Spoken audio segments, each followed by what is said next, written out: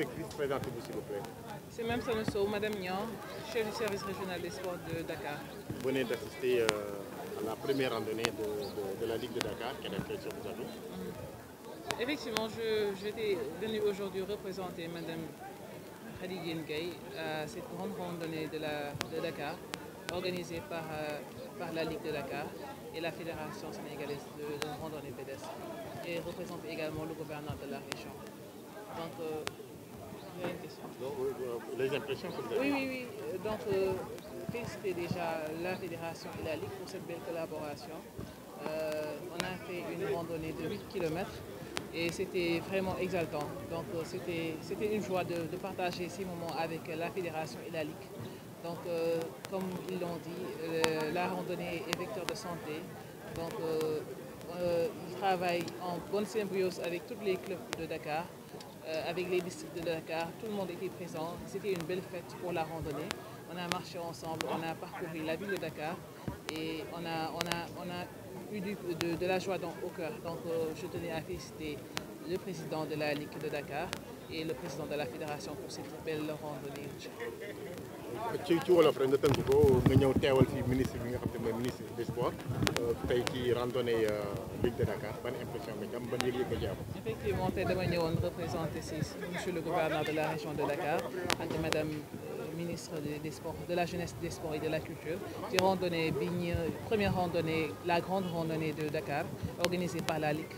waa Ligue de Dakar organisé ko en collaboration avec Fédération sénégalaise de randonnée pédestre mu nekkoon tey mémoire yu neex ci randonneur de Dakar yëpp ci club de Dakar yëpp ci district de Dakar yëpp en tout cas on a dox nañu ci jàmm dem nañ ci jàmm dans la joie ñëpp nekk ci jàmm ñu ànd cheminando tàggat suñu yaram ñun ñëpp donc kontaan nañ ci di leen féliciter bu baax ci li nga xam ne moom la ñuy doxal di leen ministère bi dénk ñu ngi koy doxal à la perfection di leen ci féliciter bu baax di leen ci gën a ñaax ñu gën cee góorgóorlu incha allah prochaine échéance incha allah mu daax en tout cas macha allah.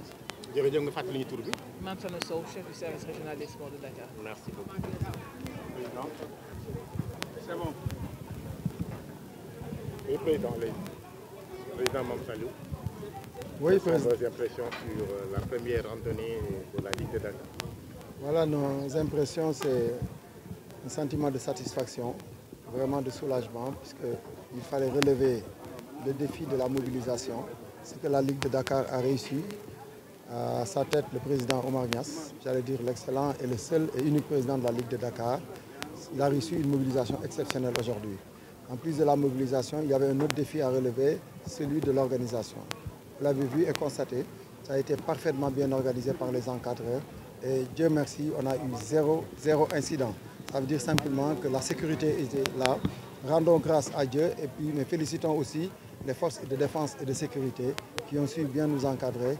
Bien sûr, je veux confondre aussi les sapeurs-pompiers qui ont veillé, n'est-ce pas, à la sécurité et à la santé des randonneurs, aussi à la Croix-Rouge. Vraiment, merci à tous. Merci beaucoup. waaw di wax ni que rek dañuy sant yàlla di dolli si li ñu ko doon sant di sargal waa Ligue de Dakar bi nga xam ni Omar Niass moo ko dirigé mooy président bi di sant aussi randonneur yëpp di ñëw wuy si tey parce que comme ni ngeen ko gisee am na ñaari mbir yi nga xam ni dañ ko doon bëgg jànkaloonteel mooy est-ce que dinañ am nit ñi est-ce que dinañ am club yi tey bu ngeen ko gisee mobilisation bi vraiment dafa exceptionnelle club yëpp ñëw nañ si wuy si Ligue de Dakar lu ñu si gën a neex aussi suñu autorités yi ñëw taxaw représenté ici par madame l'inspectrice régionale des sports bu wane ni que vraiment ñu ngi ñu jox considération ñu ngi ñu jox yëg boo xam ni moom la ñu méngoon parce que ñoom lañ fi nekkal di remercier aussi yéen waa presse bi di remercier forces de défense et de sécurité muy police muy gendarmerie muy sapeur pompier yi sans fàtte aussi les gens de la Croix-Rouge di leen di sargal di leen sant yéen tamit yéen waa presse bi nga xam ni yéen a relayé un peu li ñuy def yaakaar tout le monde vraiment félicitations. Merci beaucoup. Vous présentez, c'est lui le président de la Ligue, donc à vous de le dire. Omar Niass, président de la Ligue de randonnée pédestre de Dakar. Oui. Président, vous venez d'organiser votre première randonnée. Pourquoi? Depuis 4 ans? Oui, depuis 4 ans, c'est vrai. Nous l'avons organisé et certainement nous l'avons réussi. Ça a été un challenge pour nous et il y a eu 2 défis majeurs, comme l'a dit le président, le défi d'organisation et de mobilisation. Parce que les clubs sont venus, les 70 clubs de Dakar et environnants sont là. Et il y a une très bonne organisation. Ça fait 1 mois que nous avons mis en place un comité d'organisation. Nous avons réfléchi, certainement nous l'avons réussi. Donc ça a été un défi majeur à relever. Et c'est une activité parmi une feuille de route qui comprend environ 30 activités qui ont pu être réalisées. Celle-là c'est la dernière et nous remercions nos Dieu d'avoir été soutenu et aidé par la fédération, les partenaires. Nous remercions également le ministre des Sports, représenté ici par l'inspecteur régional du sport. Nous remercions tous les clubs présents. Ça a été un challenge, un défi que nous avons reçu. C'est la première édition, celle de Dakar, qui sera institutionnalisée, labellisée et tenue chaque année, Inch'Allah. Et pour le choix du thème?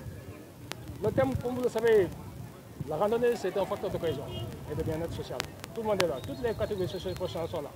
Il y a des marabouts, des officiers de l'armée, des balistas, tout un chacun est venu marcher avec nous. Ça a été une symbiose.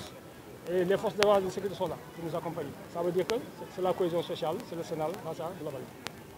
Président, après presque 7 km de marche, qu'est-ce que vous conseillez aux randonneurs? De marcher. Nous conseillons de bouger, manger, bouger, comme on dit souvent. Il faut marcher. C'est le premier médicament.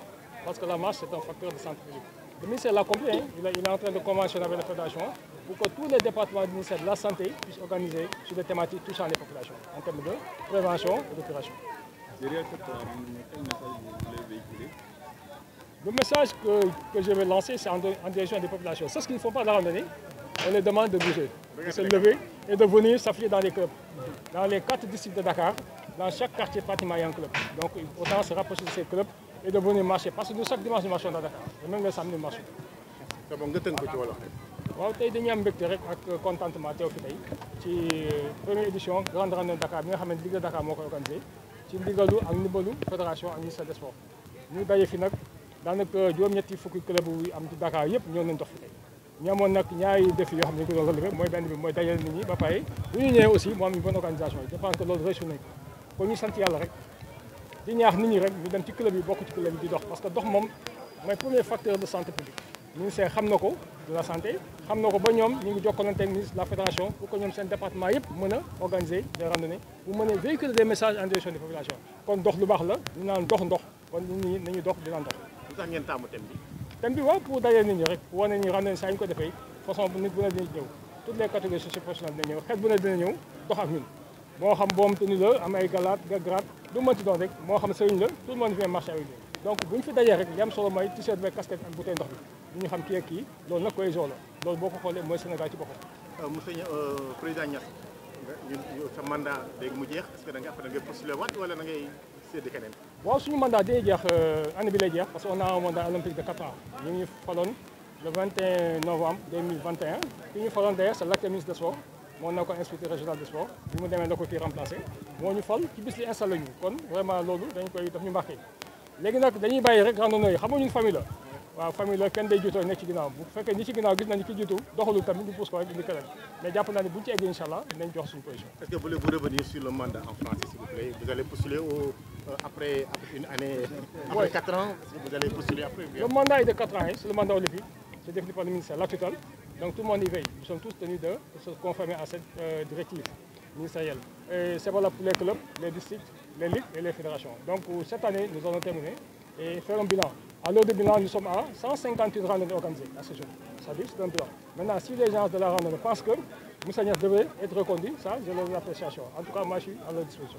Personnellement, est-ce que vous êtes partant? Oui, je suis partant.